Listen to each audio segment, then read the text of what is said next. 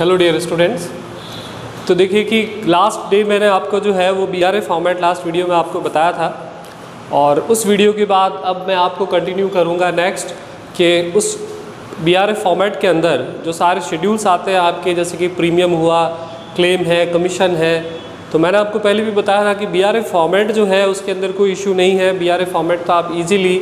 जो है वो उसको लिख कर और उसके अंदर फिल इन द ब्लैंक्स की तरह सारी चीज़ें होती है, उसको खाली आपको लिख कर उसको जो है वो टोटल करना है। लेकिन उसके अंदर जो चीज़ें आती हैं, जैसे कि आपका प्रीमियम आ रहा है या क्लेम आ रहा है, कमीशन आ रहा है, तो उसकी थोड़ी कैलकुलेशन आपको करते हुए फिर उसके बाद उसको फॉर्मेट के अंदर लिखना होता है। तो मैंने यहाँ पर जो मेजर शेड्यूल होते हैं दो इसके, जिसमें ज़्यादा थोड़ी कैलकुलेशन होती है, जो मैंने आपको भेजे भी हैं वीडियो जो है उसके बाद में कल नोट्स के रूप में। तो वो नोट्स आई थिंक आप लोगों ने लिख लिए होंगे, और बाई चांस अभी तक नहीं लिखे हों तो ज़रूर आप उसको एक बार कॉपी में नोट कर लीजिए, बिकॉज यही आपके लेसन की थ्योरी है, जिससे फिर आपके लेसन्स के सारे क्वेश्चंस आपके इजीली हो जाते हैं। तो सबसे पहला शेड्यूल जो होता है हमारा वो होता है प्रीमियम अर्न।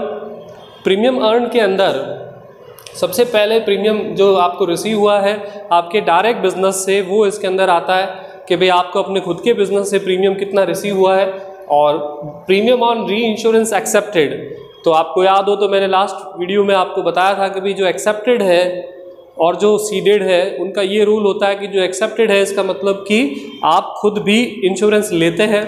और री इंश्योरेंस एक्सेप्टेड का मतलब है कि दूसरी कंपनी का इंश्योरेंस आपने लिया है तो वो री इंश्योरेंस एक्सेप्टेड कहलाएगा। और आप अगर अपना इंश्योरेंस किसी और कंपनी से कराते हैं तो वो कहलाता है री इंश्योरेंस सीडेड। तो यहाँ पर एक्सेप्टेड जो होगा और जो हम अपना खुद का बिजनेस जो करते हैं उन दोनों का नेचर एक जैसा होता है, उन दोनों के प्रीमियम्स आपको मिलते हैं, उन दोनों के क्लेम्स आपको देने पड़ते हैं, उन दोनों के कमीशंस आपको देने पड़ते हैं। तो दैट मीन्स कि एक्सेप्टेड और डायरेक्ट बिजनेस जो हमारा है उसके सारे जो रूल्स हैं, सारी जो चीज़ें हैं वो ऑलवेज ऐड होती है, और जो सीडेड है वो रिवर्स चलता है। रिवर्स इन द सेंस कि अगर आप एक्सेप्टेड को ऐड कर रहे हो तो सीडेड को लेस करेंगे, और उसको लेस करने का लॉजिक ये रहता है कि जैसे मान लीजिए कि अगर आपको प्रीमियम जनरली तो मिलता है, लेकिन अगर आप अपना इंश्योरेंस किसी और कंपनी को देते हैं तो ऑब्वियस है कि आपको अपने प्रीमियम का कुछ हिस्सा जो है वहाँ आगे देना पड़ेगा। जैसे मान लीजिए अगर आपने 50 लाख रुपए की पॉलिसी ली है किसी से, और आप आधी पॉलिसी किसी और को करवा रहे हो, और 50 लाख पे मान लीजिए कि आपने 50,000 रुपये का प्रीमियम उससे 1 साल का लिया है, तो आधा प्रीमियम या कुछ और थोड़ा बहुत ऊपर नीचे हो सकता है। अपन एज्यूम करते हैं कि भाई आपने आधी पॉलिसी 25 लाख की किसी और कंपनी में करवाई, तो उसका आधा प्रीमियम 50,000 का आपको उसको देना पड़ेगा कंपनी को। तो वैसे प्रीमियम मिलता है लेकिन सीडेड में देना पड़ता है, तो इसलिए मिला है वो तो जुड़ गया, और जो दिया उसमें से क्या होगा, लेस हो जाएगा। और वैसे ही कमीशन आपको देना पड़ता है, लेकिन जब आप वहाँ प्रीमियम चुकाओगे तो वहाँ से आपको कमीशन मिलेगा। और वैसे ही क्लेम की बात करें तो क्लेम भी वैसे आपको देना पड़ता है, लेकिन इस कंडीशन में क्लेम भी आपको मिलेगा। तो दैट मीन्स कि सारी चीज़ें जो सीडेड होता है उसके अंदर रिवर्स होती है। और एक चीज़ जो मैंने आपको मे भी बताई हो, और नहीं तो आप बता देता हूँ एक बार, कि री इंश्योरेंस जो अगर लिखा हो, केवल री इंश्योरेंस, चाहे प्रीमियम हो, चाहे कमीशन हो, चाहे क्लेम, लेकिन उसके ऊपर एक्सेप्टेड या सीडेड वर्ड ना हो तो वो ऑलवेज सीडेड माना जाएगा। दैट मीन्स कि अगर आपको खाली लिख दे कि री इंश्योरेंस प्रीमियम, लेकिन अब वो कौन सा है, एक्सेप्टेड है, सीडेड है, आपको नहीं पता, तो वो ऑलवेज क्या माना जाएगा, सीडेड, चाहे वो कमीशन हो, चाहे वो क्लेम हो, चाहे प्रीमियम हो, और उसको अपन क्या करेंगे, डिडक्ट करेंगे, यानी कि माइनस ही करेंगे। इसके बाद कुछ जनरल एडजस्टमेंट्स है आउटस्टैंडिंग। तो आउटस्टैंडिंग का आपकी बुक के अंदर लिखा हुआ नहीं है, तो मैंने इसलिए इसको ऐड ऑन कर दिया। वैसे अगर ये नहीं लिखा है तो भी कोई वैसे विशेष इश्यू नहीं था, क्योंकि स्टूडेंट को पता ही है कि आउटस्टैंडिंग जो होते हैं वो करंट ईयर के आउटस्टैंडिंग को अपन ऐड करते हैं, और प्रीवियस ईयर के आउटस्टैंडिंग को आप क्या करते हो, लेस। तो वो वैसे भी अपन को पता है, लेकिन मैंने फिर भी फॉर्मेट के अंदर इसको ऐड कर दिया, जिससे आपको पता रहे कि भाई मैक्सिमम चीज़ें जो है वो इस फॉर्मेट में आती है, वो क्या क्या हो सकती है। तो आउटस्टैंडिंग जो है प्रीमियम आपका करंट ईयर का ऐड हो जाएगा, और आउटस्टैंडिंग जो है आपका लास्ट ईयर का होगा या प्रीवियस ईयर का होगा वो लेस हो जाएगा। काफ़ी लोगों को आउटस्टैंडिंग और एक्रूड के अंदर 11th-12th के अंदर से यही कन्फ्यूज़न रहता है कि आउटस्टैंडिंग का मतलब जो एक्सपेंसेस बाकी है, और एक्रूड का मतलब होता है जो इनकम मिलनी बाकी है। लेकिन ये बिल्कुल गलत कॉन्सेप्ट होता है। आउटस्टैंडिंग का मतलब होता है कि कोई भी एक्सपेंसेस या इनकम ड्यू हो गई है, लेकिन या तो आपने चुकाई नहीं या तो आपको मिली नहीं, तो वो आउटस्टैंडिंग कहलाती है। और जबकि एक्रूड का मतलब होता है कि कोई भी इनकम या एक्सपेंसेस अभी कमाई है पर वो ड्यू ही नहीं हुई। जस्ट लाइक मान लीजिए कि अगर आप कहीं जॉब करते हैं और वहाँ पर 20 दिन हो गए हैं मंथ के, तो 20 दिन की सैलरी आपने कमा ली पर अभी तक मंथ तो ड्यू हुआ नहीं, तो ये सैलरी आपके लिए एक्रूड इनकम होगी और आपका जो एम्प्लॉयर है उसके लिए एक्रूड एक्सपेंसेस होगा। और जब मंथ पूरा खत्म हो गया, तो आजकल लॉकडाउन का टाइम है, लोग पेमेंट दे ही नहीं पा रहे, तो मंथ पूरा भी खत्म हो गया लेकिन आपको पैसा मिला ही नहीं, तो ये आपकी आउटस्टैंडिंग इनकम हो जाएगी और आपका एम्प्लॉयर है उसके लिए वो क्या हो जाएगी, आउटस्टैंडिंग आपका एक्सपेंसेस हो जाएगा। तो दैट मीन्स कि आउटस्टैंडिंग जो है या एक्रूड जो है वो इनकम और एक्सपेंसेस के हिसाब से नहीं होता है, बल्कि वो ड्यू डेट के हिसाब से उनका जो है वो एडजस्टमेंट होता है। और जब अपन इसको करेंगे, सारे एडलेस करने के बाद जो आंसर आएगा वो हमारा नेट प्रीमियम जो है इसके अंदर कहलाता है। इसके बाद जब ये नेट प्रीमियम आ जाएगा तो इसके अंदर एक छोटा सा एडजस्टमेंट आपको करना पड़ेगा, और वो सबसे मेन आपका इसके अंदर रहेगा कि adjustment for reserve for unexpired risk. यानी आप अगर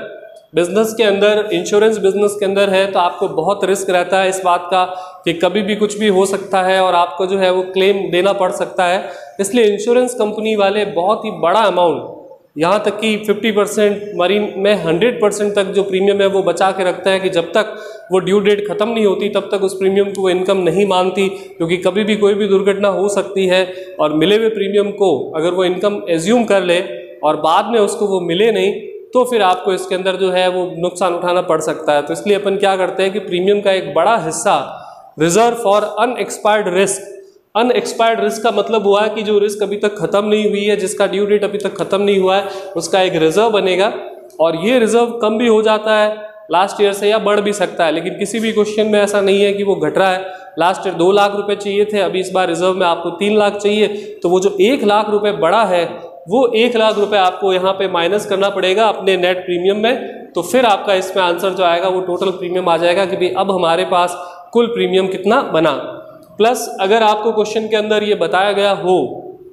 कि इसके अंदर जो प्रीमियम आपको मिले हैं उसमें इंडिया में इतना है, आउटसाइड इंडिया इतना है, तो आप इस प्रीमियम को जो है वो क्लासीफाई कर सकते हो अलग अलग 2 टुकड़ों में कि इंडिया का और आउटसाइड इंडिया का अमाउंट जो है वो इतना इतना बनता है। तो ये सारा प्रीमियम का हो गया। उसके बाद सेकंड जो मोस्ट इंपॉर्टेंट आपके जो है इसके अंदर शेड्यूल जो होता है वो होता है क्लेम का। और क्लेम के शेड्यूल के अंदर क्लेम इनकर्ड नेट निकालना अगर आपको है तो क्लेम में भी बिल्कुल सेम सिस्टम रहेगा कि जो क्लेम आप पेड कर रहे हो डायरेक्ट बिजनेस पर और जो री इंश्योरेंस एक्सेप्टेड पर है, उन दोनों को तो आप ऐड कर लो और उसमें से री इंश्योरेंस सीडेड जो है वो आप इसमें क्या करो, माइनस कर दो, बिल्कुल प्रीमियम की तरह। लेकिन इसके अंदर कुछ और एक्स्ट्रा एडजस्टमेंट्स आते हैं, 2 पॉइंट जिसमें खास तौर पर आपको ये तो स्पेशली ध्यान रखना है। एक तो लीगल एक्सपेंस ऑन क्लेम,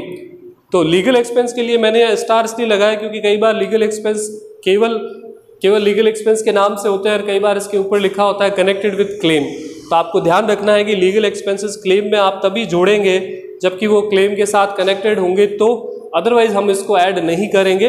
उसको अलग से जो है दूसरे हेड के अंदर ले जाएंगे। और उसके बाद एक वर्ड इसमें आया री इंश्योरेंस रिकवरीज। री इंश्योरेंस रिकवरीज का मतलब ये होगा, ये री इंश्योरेंस सीडेड की तरह है कि भाई आपने जो दूसरी जगह अपने पॉलिसीज ली थी तो वहाँ से आपको क्लेम की रिकवरीज हो गई है, तो वो रिकवरीज आप इसके अंदर जो है वो क्या करेंगे, माइनस। और उसके बाद आउटस्टैंडिंग का आपको मैंने बताया कि वो यूजुअल है, सिंपल है, कोई उसमें ऐसा इश्यू नहीं। आउटस्टैंडिंग क्लेम करंट ईयर के है तो वो ऐड कर देंगे, और आउटस्टैंडिंग क्लेम अगर प्रीवियस ईयर के हैं तो आप उसको लेस कर दोगे। एंड देन उसके बाद आपका अमाउंट आएगा नेट क्लेम, और उसमें भी अगर आपको इंडिया आउटसाइड इंडिया के बारे में कोई इन्फॉर्मेशन होगी तो इंडिया आउटसाइड इंडिया में उसको डिस्ट्रीब्यूट कर देंगे, तो टोटल क्लेम्स आपके आ जाएंगे। तो ये 2 शेड्यूल्स आपके हो गए हैं कंप्लीट। और अभी इसके बाद मुझे वापस इसको थोड़ा क्लीन करके और वापस 3rd और 4th शेड्यूल जो है वो लिखना है, और उसके बाद में फिर आपके जो क्वेश्चंस होंगे वो कंटिन्यू करता हूँ।